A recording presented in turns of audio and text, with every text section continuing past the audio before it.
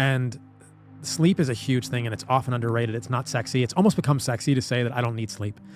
And I think that a lot of people could perform better if they had more sleep. I don't know how Donald Trump does it. I never do this. So my circadian rhythm was completely messed up. But most of the time, my intention is to get to sleep at the same time of night every night. So getting a specific bedtime, it doesn't have to be a certain time, but you want it to be about the same every night. You don't want to really vary when you go to sleep. So if you want to go to sleep at 10 or 10:30, go to sleep then and make that your consistent bedtime.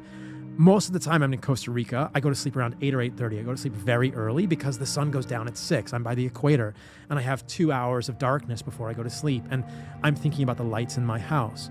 And we'll talk about lights in a minute. But then I'm getting up whenever my body wants to get up. A lot of people have to do alarms, but 99+% of humans really benefit from getting 7 to 8 hours of sleep a night. We have to do that.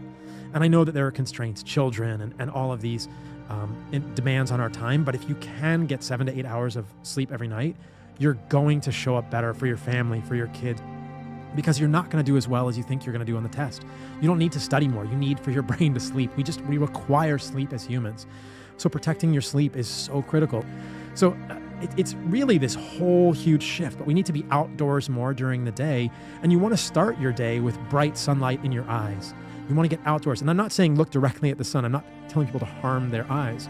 I'm just saying you need to be outdoors without sunglasses on in the morning. This is how you set your circadian rhythm. But what do you say when some people, you watch them, this guy's 78 years old going on 4 hours. Is it because of a special gene they have? What's the reasoning? It's not like President Trump's diet's better than yours. No, it's not. Because he's a big fan of McDonald's. But I want to work with him.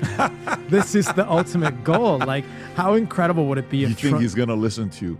I hope so. I don't know if he would, but I would love to see him. You know why he won't? Because in the way he is wired is for 78, it's worked for him. Know. He fears that even if he listens to you, it may make it messed up for him.